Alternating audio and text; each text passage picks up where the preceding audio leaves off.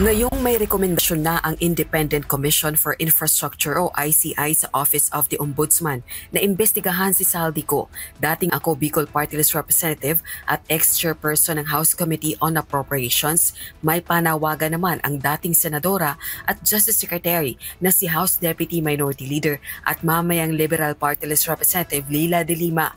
Ito ay ang bilisan na ang ginagawang preliminary investigation ng Ombudsman sa issue.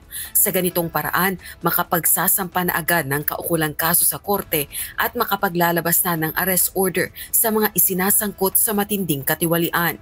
Kailangan bilisan din ng Office of the Ombudsman ang pag-conduct ng preliminary investigation dyan sa kaso na yan involving Ms. Saldico and the other personalities na mga pinapakasuhan na ng ICI para ma-refer na rin, ma-file na rin sa Sandigan Bayan at ma-issuehan na rin ng warrants of arrest.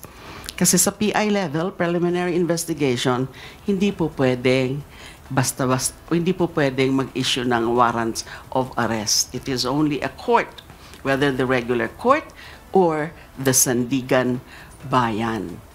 Para magawa ito, dapat magtalaga na anya si Pangulong Ferdinand Marcos Jr. ng bagong ombudsman.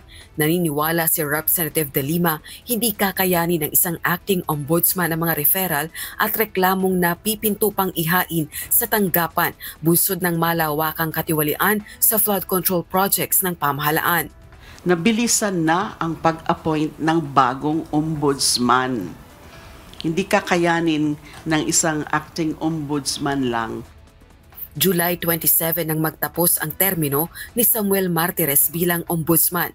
August 27 naman ang italaga ni PBBM si Deputy Ombudsman for the Visayas, Dante Vargas, bilang acting ombudsman. Samantala, iginiit naman ni ako Bicol Party List Representative Alfredo Garbin na ang ginawang pagbibitiw bilang kongresista ni Saldico ay isa umanong sakripisyo. Ito ay upang ipakita ang pagrespeto sa institutional integrity at bigyang daan ang malayang investigasyon.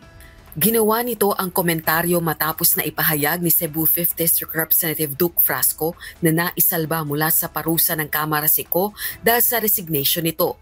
Nailantad din ang kahinaan ng sistema dahil kahit nakalusot umano Siko sa parusa ng Kamara, nananatili pa rin sa pwesto ang umano'y kasangkot nitong Ako Bicol Party List na may hawak pa rin umanong seats, benepisyo at kapangyarihan. Naniniwala rin ang kongresistang dapat humarap sa investigasyon, sanction at maging disqualification kung kinakailangan ang Ako Bicol Party List. Pero naninindigan si Representative Garbin, malinis ang Ako Bicol at iginiit na ang katarungan ang magtatakda ng katotohanan at hindi ang ingay sa politika. Panawagan din ito bigyang daan ng due process para sa dating kasamahan sa partido na si Ko. To his call for the due process and mabigyan siya ng tamang panahon na ito ay labanan at may presenta yung kanyang side.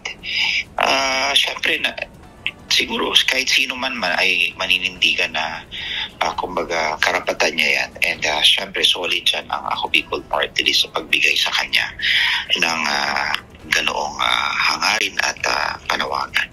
Rosa Licoz, UNTV News and Rescue.